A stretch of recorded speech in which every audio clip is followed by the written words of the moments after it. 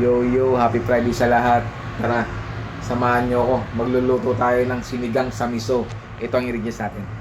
Ito ng isda, yung binili natin kanina sa peri, okra, luya, kamatis, miso, sinigang, gulay, jalapeno. Simulan na natin, Gabe. Isa tayo ng luya. Tapos ng luya, bawang sibuyas.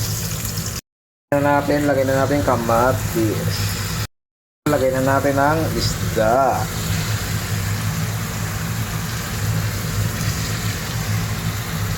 Lami yan, lami.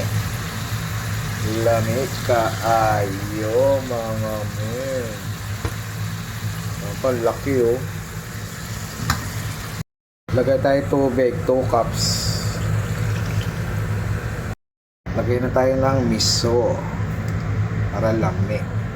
Lagay ng miso, lagay na tayo ng Nor sinigang sa sampalok with gabi. Nor, baka naman. Baka lang naman, baka lang. Lagay tayo ng kosyo, paminta ng Japan.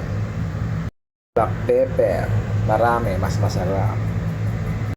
Lagay tayo ng patis para balanse mga men. Saktong patis lang.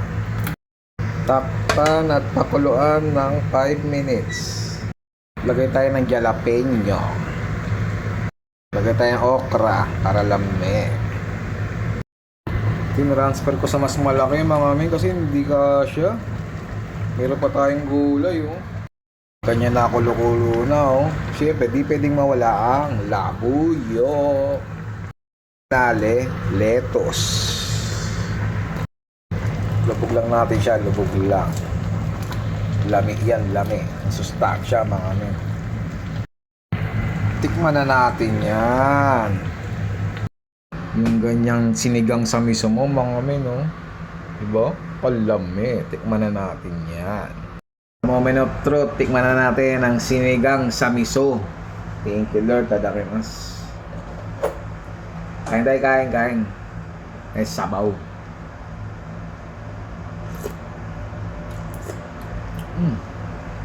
Sarap mga men. Sintesinda natin yung mata. Yan yung mata. Yung mata agad mga men. Kain. Okay.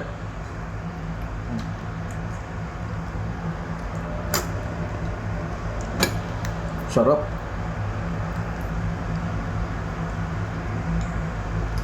Sabay ng lettuce mga men. Love it. Okra.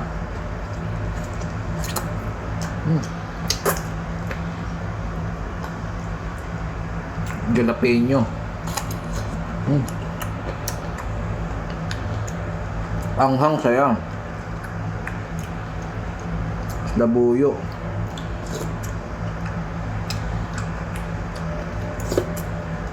Sarap lami.